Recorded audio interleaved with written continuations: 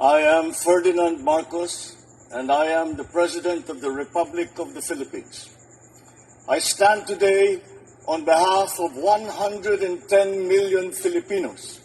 At Undersecretary ng Presidential Communications Office, Attorney Claire Castro. Attorney Claire, welcome to the pod. Thanks for joining us today. Maraming salamat po sa bisita sa amin dito sa aming podcast. Karangalan ko, Carmina. Hindi ko na nga alam ano ba tatawag sa'yo. Attorney Claire, Undersecretary. Sanay na ako, Attorney Claire. Yes, nasanay ako sa Attorney Claire. Okay. Nasanay ka na ba sa pagbabago sa buhay mo lately? It's a big jump, ha? Yes, sanay naman tayo. Kung saan tayo idako, kaya naman natin yan. Pero paano ba nangyari? I mean, we've known you even before you went digital and you created your own digital channel. Kilala namin yung boses mo, di ba? You're always there on air as an independent, woman. Nasasabihin mo kung anong tingin mo tama, kung anong tingin mo mali. That's quite a big jump from there to now speaking for this administration. Paano ka ba napapayag? Nung una, hindi ko naisip, wala sa hinagap ko, lalim, no? Hindi ko in-expect, really. Until I was invited nga na makipag-meet sa Pangulo. So at the time, hindi ko talaga alam, paano, bakit? Maski na ako, kasi wala naman akong kakilala eh. Sa administrasyon, hindi ako politikong tao. So nung nakausap ko finally ang Pangulo, sinabi niya, can you help us? So at the time, sabi ko, especially regarding the social media, to lessen yung fake news. O sabi ko, kung makakatulong naman ito sa bayan, tingin ko dapat na akong pumasok. So yun lang yung word na siguro nagpapayag sa akin, Carmina. So ito gagawin natin hindi lang para sa Pangulo, hindi lang para sa kung kanino, para sa tao na rin. Kasi pag tayo nabuhay talaga sa fake news, Carmina, sabi ko nga, madidiskaril yung pag-iisip natin, maiiba talaga yung magiging decision mo dahil lahat ng magiging decision mo, babase doon sa mga fake news. But you didn't vote for this president. Yes, admittedly, hindi. Alam niya yon. Alam niya yon. At hindi yon naging factor. Yes, oo. Kaya makikita natin, kung napanood naman nila lahat yung aking naging videos, meron ako mga criticism sa ibang mga polisiya, sa may mga nangyaring proyekto. Pero hindi siya naging hindrance. So it means, yung Pangulo natin, hindi vindictive. So nakikinig siya. So yun yung maganda ron. Kasi kahit hindi ka naging supporter niya before, na bago siya maging Pangulo, hindi siya nagiging daan para hindi kanya kunin. Ultimately, ang nagpapayag sa'yo ay nung sambitin ng Pangulo na para sa bayan. Yes. Can you help us? But was it a ready yes? Or merong trepidation, may hesitation before you said yes? Oo.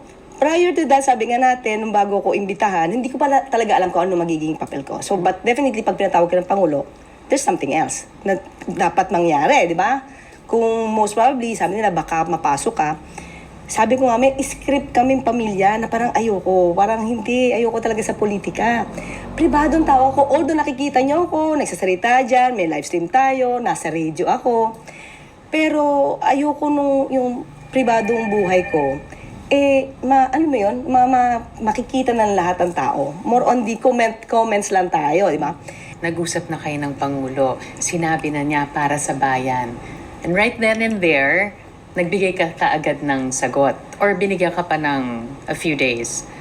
Nung nakausap ko na si Pangulo, umuo na ako. Okay. Pero prior to that, may mga nakakausap ako na, teka lang muna, kausapin ko muna yung husband ko. May mga ganon. So nung finally sinabi ko, that's the time na nag-meet na kami ni. Klaro na ba kaagad kung ano ang role na gagampanan, kung gaano kalawak ang responsibilidad, kung gaano kabigat? Nung una, hindi. Hindi ko alam na I will be the press officer. Nung sinabi nila, okay, ikaw yung magiging muka, so hindi ko pa yun naintindihan paano ko magiging muka. Kasi, meron akong law office eh. Di ba? Ang dami kong kliyente, maghapon. Sabi ko nga, maghapon yung hearing ko, paano ko tong iiwan? So nagkaroon muna kami ng concession, sabi ko sa Pangulo, meron po kasi ako mga tinutulungan, may pro bono pa ako. Sabi ko, paano ko po yun maiiwan? Pwede ko po ba yun mahawakan, yung mga pro bono ko? inuuhan ako, pero hindi, at the time malabo. Sabi ko, okay. Kasi pwede pa pala ako mapayagan, tumulong, di ba? Sa mga naging kliyente ko, especially sa mga pro bono. The following day, nung nag-meeting na kami, mga staff, nakita ko halos everyday yung hearing. So how? Ay, hearing how yung else? meeting. Oo, how else can you attend the hearing? Oo, Sabi malabo. ko, hindi kaya. Oo. Nung tinignan ko araw-araw, sabi ko, sige, sabi ko, nag-decide na ako. Tinawagan ako na implied partner ko. Kasi solo ako sa law office eh. So, attorney, partner, sabi ko, pwede bang, kung mapupunta ako doon, pwede bang ikaw yung humawak dito? Kasi may trust ako sa'yo. Sabi niya, okay, sige. Pero sabi ko, ganito gawin mo, ganyan-ganyan. So, hindi pa ako nag-oo talaga. Until, wala na. Sabi, nakita ko na talaga eh. Yun. Tapos nga, nung nagkausap kami, kasama na dyan si Sir J, si Sec J. So, siya na nga yung magiging secretary. Hindi pa talaga alam kung ano yung lawak na magiging trabaho ko. Pero I will never be the spokesperson. Yun yung talagang William, hindi ako. Bakit hindi ka tinatalagang spokesperson? Bakit hindi spokesperson ang titulo mo? Ito ba'y dahil hindi yun talaga ang role mo? O ito ba'y galing mismo sa Pangulo na ayaw niya magkaroon ng spokesperson? What's the deal there? Yes, kasi nung sinabi niya, nung naging Pangulo na siya, nung na-elect na siya, sinabi niya na siya yung magsasalita for himself. Nandun na yun eh. So wala siya magiging spokesperson. And yung office of the presidential spokesperson, abolish yun. So, saka ang talagang mandato ko, in-explain naman sa akin na ang mandato ko lang ay mag-explain, mag-expound kung ano yung direktiba ng Pangulo, kung ano, let's say, katulad ng mga ano nangyayari sa Bureau of Immigration, kumbaga lahat yan, ako yung mag-explain. So, kaya, saka ang sabi ni Pangulo, meron every month na press con. At siya mismo yung makakausap ng mga taga-media. So talagang he will be speaking for himself. That comes few and far between, di ba? Sabi mo nga, every month, di ba? At bago ka tumuntong dito sa podcast, halos araw-araw, simula nang ikaw ay humarap sa publiko, ikaw ang kinukot. According to Undersecretary Attorney Claire Castro. So ikaw talaga yung nagiging mukha. Hindi pa ba spokesperson ang tawag doon? In a way, pero may plano si Pangulo na talagang gusto niya yung ibang mga sagot ay galing sa kanya. Siguro that's the reason why. How can we expect this administration to combat fake news, misinformation, disinformation, when he benefited from it? So much so that he actually became president because he did not correct, he did not change some of the false narratives going on when he was candidate, and that's why he won. Okay, ang unang tanong natin dyan were they the one who tell all those alleged fake news? Kasi kung hindi sila, I think we could not blame the president. Unless he was the one who made those statements. But he could also, but he knew, diba? Pero at that time siguro, they were not yet aware how to combat this. Kasi parang bago lang tayo sa troll army And di ba? Now that we can see the effects of this fake news, di ba? Thrown by these troll armies. Hindi lang just one individual, troll armies na to So that's the time that we have to make an action to at least curtail or lessen the impact of this fake news. Now, we've known you to be someone who values her independence. Kitang-kita yon. Kaya nga may trepidation, may hesitation ka nung una. You value your independence, you value your privacy. Paano mo kaya makukuhang ganoon pa rin ang prinsipyo mo ngayon na nasa loob ka na ng sistema? Can you actually still be independent now that you're part of this whole ecosystem? Yes, my issue yan. Definitely that would be an issue. Then when we were meeting about this my role, I told them if there is some issues that concerns the president, how can I say it or relay it? Sabi sa akin, kung may issue na dapat sagutin ng presidente, kausapin natin. Pakita natin May mali ba? May issue ba? And he will listen. So yung good thing na nadinig ko sa team. Sabi ko, sige. Kasi hindi pwede na lahat tayo sa paligid niya, sip-sip lang. Tama. Na kahit mali, hindi ipapaalam. So pag may mali, at nagiging issue yan, we have to tell to the President, and then hanapin natin ano yung reaction niya, paano niya pa-resolve to, paano mai-improve. Halimbawa, let's talk about specific issues now. The 2025 budget. Kino-question ngayon yan sa Korte Suprema. How would you react to the issues being raised as Attorney Claire? Kasi syempre, iba yung tingin mo dyan eh. Yes. At may pagkakaiba ba ito sa gustong ipahiwatig ng palasyo? Okay, ang pronouncement po naman kasi ng Pangulo, yung enrolled bill, pareho. Yun yung napirmahan niya, kaya naging GAA, kaya naging batas. So, according to the Supreme Court naman po, they will only decide based on the enrolled bill, not anything outside the enrolled bill. So, kung kompleto po yung enrolled bill, walang question, wala pong magiging irregularity doon. It will not be considered as unconstitutional. Because that's the decision of the Supreme Court in any other case regarding the enrolled bill. Pero yung pag-uusapan mo, let's say, pag-uusapan sabay kami and everything, the Supreme Court will not discuss on the process made by the legislative because that would be a violation of the separation of powers. Eh yung paglalagay ng pondo, pagtatanggal ng pondo sa PhilHealth. Maybe. Before, when I already had, I also made this an issue in my YouTube channel. Correct. At that time, wala tayong alam. Yung mga nag-i-issue ngayon dyan sa mga YouTube channels nila, wala rin silang alam. Okay? Now, I was able to talk to Doc Albert. He is from PhilHealth. Okay, this should be explained properly. First, there is a difference between reserve funds and accumulated revenues. Based on the law, what is prohibited to be interfered with? Diba? You cannot, hindi mo pwedeng kunin or taken from PhilHealth is the reserve funds. But accumulated revenues, they are different from reserve funds. Yung kasi sabi nila, bankrupt na ang PhilHealth. It's not true.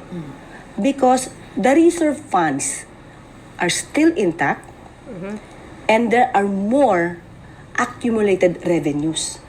Pinalagay nila doon sa kanilang computation is not only 1 year, but for 100 years, something like that.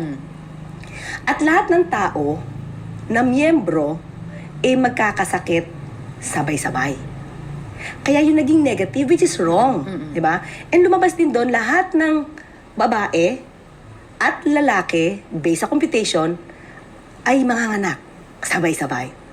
So there should be a correction on that. May mga misunderstanding tayo kasi this is too technical. So we hope that all these things will be explained properly. Kasi sabi nila, oy, nakakuha ang pondo, that's not true. Yung pondo po kasi na kinuha ng 60B, nasa National Treasury. Kaya nga, oo. So how can the President, kasi binibintang ngayon ng mga vloggers, the President took the money out. But, yung pong 60B na yon, may natitira pa po Oo. Karamihan po doon, nabayad po doon sa HEA. Yung Health Emergency Allowance. Oo. Pero yun din ang pinupunto ng iba, Yusek. Whatever is there with the PhilHealth, dapat sa PhilHealth na yon. Dapat hindi na daw yun ginagalaw. Pero ang nasa batas po kasi natin, maliwanag po, na no reserve funds, nor income thereof. So we have to stick to the law. So kung yung reserve funds, na sobra po sa computation yung reserve funds or income thereof, huwag mong galawin yun.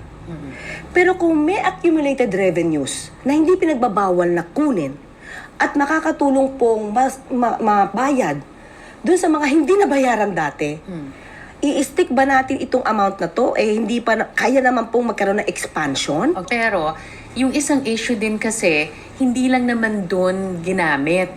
may sinasabing, let's make use of these funds and put it in other government projects. Ayun ang sinasabi ng mga kritiko. Ilagay lang sa PhilHealth, ibuhos lang ulit doon. Bakit kailangan ilagay pa sa iba? I-prove lang nila na nagamit hindi para sa connected sa health. Yun lang. Kung hindi siya connected sa health, it can be questioned. Pero kung lahat yan connected sa health, let's say po, halimbawa, nandoon yung pasyente, hindi makatulay, walang road. So, ito bang pondo na to, na napunta na sa National Treasury, paano kami makaka-reach doon? We have to use some funds na para maiabot at health connected yun. Kasi yung mga tao nandoon sa lugar na yun, hindi yun maaabot ng PhilHealth.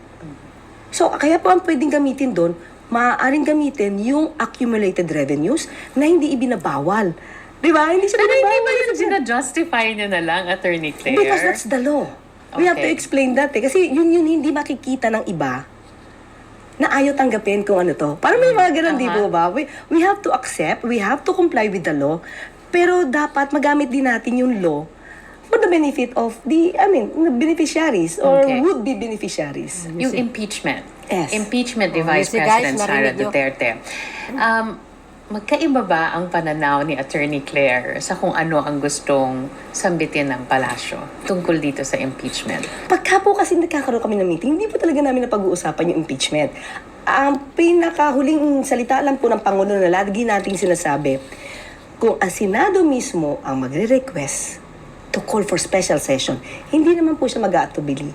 Pero yung impeachment issue ngayon, di po talaga namin napag-uusapan. Kaya hanggang dun lang po talaga ang masasabi natin tungkol sa sinabi ng Pangulo. But do you think there's justice denied here as well on the part of the Vice President dahil hindi karakarakan nag-convene as an impeachment court yung Senado, hindi nasimulan kaagad yung trial?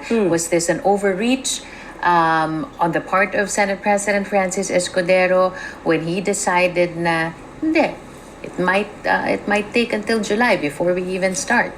That's the problem.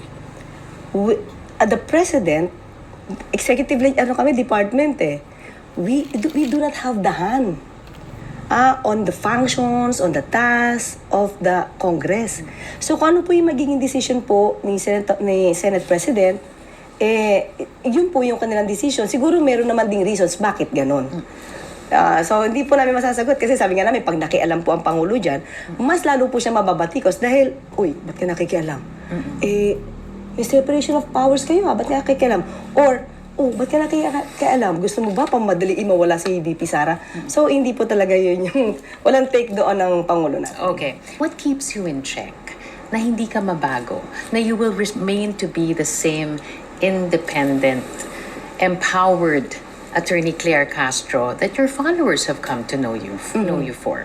Hindi, ito, katulad yan, halimbawa may issue. Bago po ako magsalita, ako muna, on my own, I do research on things. Yan ang So they don't just give you a script and say, Hindi. basahin mo to. Hindi po. Lahat po na nadidinig sa akin, impromptu yun. Na, of course, syempre galing sa research, basta alam ko lang po yung reaction ng Pangulo, ng Palasyo. Ay sabi ko, wala akong monopolya ng katotohanan. Lahat tayo maaari kamali, maaari hindi updated yung sabi natin, but it would be done unintentionally. May mga tao kasi na binabago talaga nila yung facts Tama. intentionally. Mga dilis lang Di yun. ba? To make a different story or to twist the story, hindi po ako yun. Exactly. How do you then differentiate propaganda from the message that you want the people to receive? Iba na ho kasi yung position ninyo eh. You're speaking for the government. And sinabi nyo, gusto nyo katotohanan lamang. Pero of course, bilang tagapagsalita, meron ka ding gustong ipahiwatig. So, paano mo naiiba or naiisip nyo ba sa sarili nyo na, teka, mukhang propaganda na ito. Teka, ito, dito tayo. Ito yung totoo. How do you differentiate? Okay, pag propaganda kasi tingin ko more on voluntaryo mong sinasabi lang. Tapos kahit walang basihan, pinapabango mo Tama. yung isang tao. Yan, mga dilis lang yun. Dito kasi, pabanguhin man namin, dapat may resibo. Sakto. Kasi kahit anong gawin mong pagpapabango sa leader mo o sa taong gusto mong maging mabango, tapos wala kang ebidensya, ang hirap nun. Tama. So, basta kami lagi, ang gusto namin, kung magiging good news man lahat, ang ipapakita namin sa tao, dapat laging may resibo. Yun lang yun. Kamakailan marami pong, hindi naman marami, 3 po ang nag-resign mula sa kabinete ni Pangulong Marcos. Recently, Secretary Ivan Uy resigned. Before that, there was Jaime Bautista. And I think, well, it was Cesar Chavez before Jaime Bautista. Halos magkakasunod po yan. Ito na ho ba yung kahuli-huli ang resignation na malalaman ng taong bayan? Hindi. Does it end with Secretary Ivan Uy? Hindi pa namin alam kung hanggang dyan lang. Kasi sabi nga natin, dapat lang naman ang Pangulo, titignan niya, ano ba nagiging trabaho ng mga head ng kanyang agencies, mga cabinet secretaries niya. Bakit? Dapat trabaho eh. So sinasabi niyo ho ba hindi naging maigi ang trabaho nitong 3? Hindi ko masasabing hindi naging maigi. Baka meron silang personal reasons, baka mas gusto nila maging private citizen na. Pero sabi nga natin, kahit bago kaming na-appoint, dapat lang din. Obligasyon din naman ng Pangulo na tignan yung trabaho ng kanyang mga nandiyan sa kanyang team. Tama. Pag hindi niya tinignan yan at pumalpak, sa kanya rin magre-reflect. Ito ho ba ay pagsisiguro ng Pangulo na maayos ang kanyang mga miyembro ng kabinete or ito ho ba'y kawalan ng kumpiyansa nitong mga taong ito sa pamamalakad ng Pangulo? Ito yung pagkakaalam ko kay Pangulo. Si Pangulo mismo nagsabi sa akin, hindi daw ito yung tao na, oy, mag-resign ka. Si Pangulo mismo nagsabi sa akin, hindi daw ito yung tao na, oy, mag-resign ka. Hindi siya ganon. Pero, ang pagkakaalam natin is, syempre kinakausap niya ang mga tao, yung kanyang mga leaders. Baka lang, wala akong personal knowledge eh. Baka lang, yung mga nag-resign, mas gusto nila maging privado, baka may pressure sa trabaho, but to pressure them to resign, hindi yan manggagaling sa Pangulo. There are 2 issues na paulit-ulit na sinasabi ng mga kalaban sa politika ng Pangulo. 2 lang po, Yusek Claire. Yung isa ay patuloy siyang gumagamit ng drug, that the president is a drug. At pangalawa, that there's massive corruption in the Marcos Jr. administration. Ano ang statement niyo dito? Una, as a lawyer. Una, yung gumagamit, hindi pa po ba dapat sila yung magpakita ng ebidensya? Ito na naman tayo. Hindi mo pwedeng, ikaw, gumagamit ka, patunayan mong hindi. Hindi ganun ang supposed to be dapat na mangyari. You are accusing that the president is using illegal drugs. Prove it first. Tama. Bakit siya magpapatunay? Yung mga ebidensya na pinapakalat nila kuno, Attorney Claire. AI generated. That's why. Kaya, so di ba dapat kayo magpatunay, baka lahat na lang nasabihin nyo na issue, o gawin mo to, mauubos ang oras ng Pangulo. Sila muna magpatunay. Bakit ba hirap na hirap sila noong pa ito, kailan nag-start to? Panoon pa, hindi pa siya na-elect. Issue na to. Ba't hanggang ngayon? Yan pa rin yung issue nila. At minsan sasabihin, ay, hindi ko naman sinabi yan eh. Ay, oo, sinabi ko yan. Ay, hindi ko sinabi yan. Hindi ko naman sinabing ginamit siya. May video. Ay, walang video yan. Kasi kung may video yan, noong pa lumabas. That's from the mouth, from the lips of former President Duterte. So ngayon, nasaan na? Yun na naman ang hinihintay natin eh. But how about the corruption? They have to prove that. Kung may pruweba at may pagbibintang, we have to check, evaluate, anong ebidensya yan. And sasagot kami. Pero paano mo masasabi na yung ginagawa mo ngayon ay hindi pagdidepensa lamang doon sa nakaupo, pero ito talaga ay para sa taong bayan? Yung aking mindset, ang aking thinking, doon ako sa pagiging lawyer, laging ebidensya hinahanap ko. So hindi pwedeng magbintang lang, give us the proof. Kung may proof kayo or meron kayong pinakitang papel, then i-check namin. Totoo ba to o hindi? Kung totoo yan, wala naman kami magagawa kung talagang merong ganun nangyari.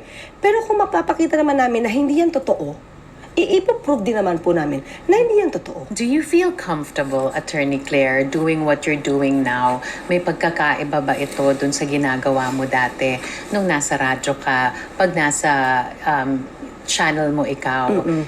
May disconnect ba? Feeling ko wala. Kasi parang, yung ginagawa ko ngayon, parang naisip ko kasi yung pagiging lawyer. Kasi even the accused, kahit na akusado yan, let's say ang kaso niya is kahit sabihin mo, alam mo na nakapatay yan, kailangan pa rin niya ng representation. Kailangan niya pa rin ng lawyer. Bakit? May mga depensa siya na hindi nakikita ng ibang tao. Bakit siya nakapatay? Self-defense pala eh. Kaya lagi pong ebidensya, lagi ang hinahanap natin eh.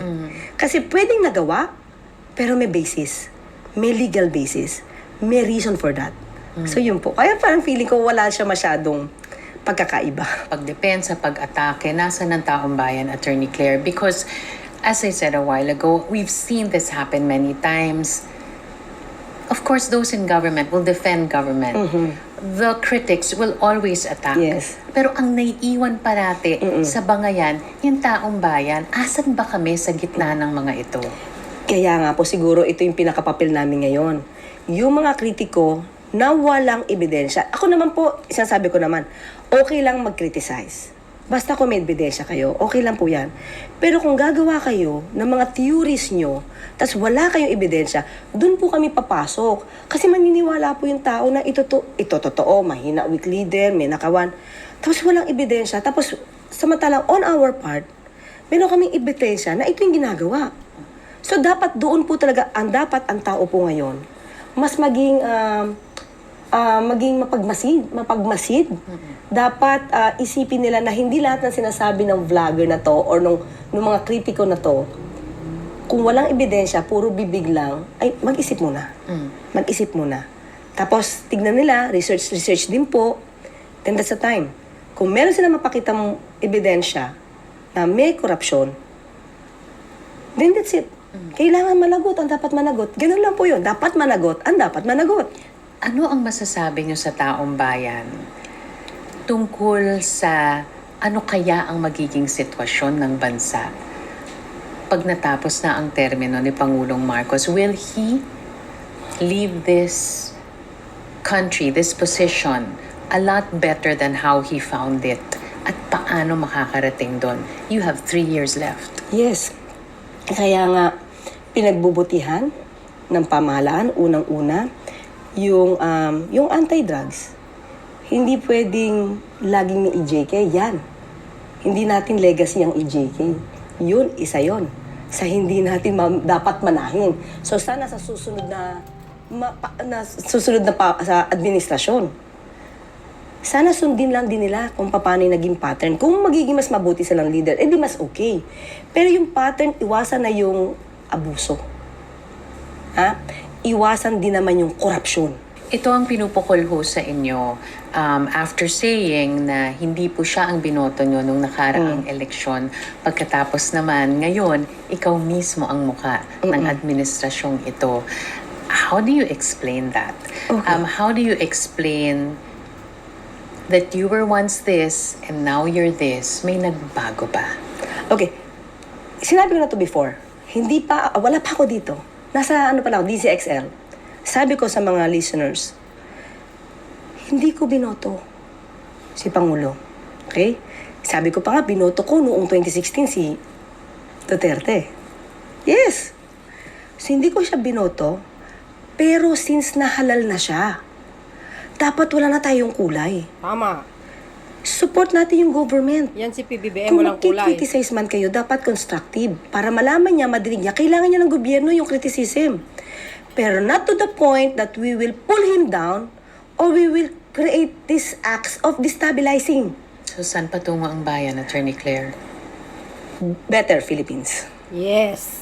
Undersecretary Attorney Claire Castro, thanks Agree for ako joining dun. us today. Maraming salamat po. Thank you, Miss Carmina. It's my honor. Guys, napanood nyo yung one-on-one na interview ni Miss Carmina at saka si Attorney Yusek Claire. At alam nyo kung ano po ang umpisa. Di ba? Sabi nga ng Pangulo, can you help us? Ayun. Ito maganda kay Yusek Claire kasi ano siya very kumbaga straight to the point, no? Hindi niya binuto ang pangulo, pero sabi niya nga sino man ang nakaupo kailangan na suportahan, no? Kasi leader ng bansa, tama, may punto siya. Even me, guys, ha? Kahit sinong umupo sa Malacanang, kahit Marcos loyalist ako, sino man ang umupo, as long as walang korupsyon, magandang pamumuno, magandang takbo ng ekonomiya, walang problema. Suportahan natin kasi pangulo ng bansa yan. Pero pag ang isang pinuno ay korupsyon, brutal ang kanyang war on drugs, hindi po maganda yun eh. Kailangan natin magsalita, no? At ito po ang maganda kay Yusek Claire, at least, no? Ang kanyang posisyon ay akmang-akma, mga kababayan, no? At ito rin ang pinakamaganda bilang isang Yusek secretary. Alam niya yung explain. Alam niya ini-explain ng lahat. Kumbaga, may basihan po siya eh. Kailangan may resibo. Dahil siya po ay trial lawyers, mga kababayan. Yan dapat ang ginawa ng mga pangulo. Yung mga magagaling na Yusek secretary na mag-explain sa mga issue na binabato sa pamahalaan tulad ngayon, di ba? At least ito si Yusek Claire. Marami po tayong natutunan sa kanya at maganda naman ang kanyang mga explanation. Yun po ang maganda sa kanya eh, no? At tama naman po lahat ng sinasabi niya laban sa pangulo. Ang pangulo kasi hindi naman talaga nagtatanggal yan, no? Hindi siya ganun. Hindi po siya ganun garapal, ika nga, no? Ang pangulo talagang ikaw na lang mismo ang kusa kung alam mo na medyo hindi mo nagagampanan ng trabaho mo. Di ba? Ang galing ni Yusek Claire kasi yan po ang malaking advantage sa isang trial lawyers. Lahat po ng issue, no, na ipinupukol sa administrasyon, kaya niya po saluin at ipaliwanag, no, ang buong katotohanan. Ito po ang maganda. Sabi nga ng iba, yan ay papalit kay dating Senator Defensor Santiago. Palaban, yes. Actually guys, if she running for senator in the next few years in the future, of course guys, ibubuto po natin si Yusek Claire kasi magaling po siya na attorney, trial lawyers lang, sabi ko nga, 'di ba? At sa Senado, alam nyo, ito po yung mga bagay dun. Itong mga ganitong klaseng may pinag-aralan, no, may utak, may critical thinking. Talaga naman, Oo, maganda guys, talaga. Botong-boto ako dito sa babaeng ito. Napakagaling niya mag-explain lahat. Talagang, kumbaga sa pool ang kalaban, no? Na nagpapakalat ng fake news ay lagi natin sinasabi, humanda kayo kay Yusek Claire. Siguradong sa pool na naman kayo. Ika nga, savage na naman kayo. So, yung guys, ang aking pinaka-latest updates video. Thank you kay Miss Carmena. Ayan, i-upload natin ito para na mapanood ng lahat na ang si Yusek Castro paano po nagiging Yusek ng Palasyo. Thank you for watching. See you again on my next upload video. Bye and baboos. God bless Philippines.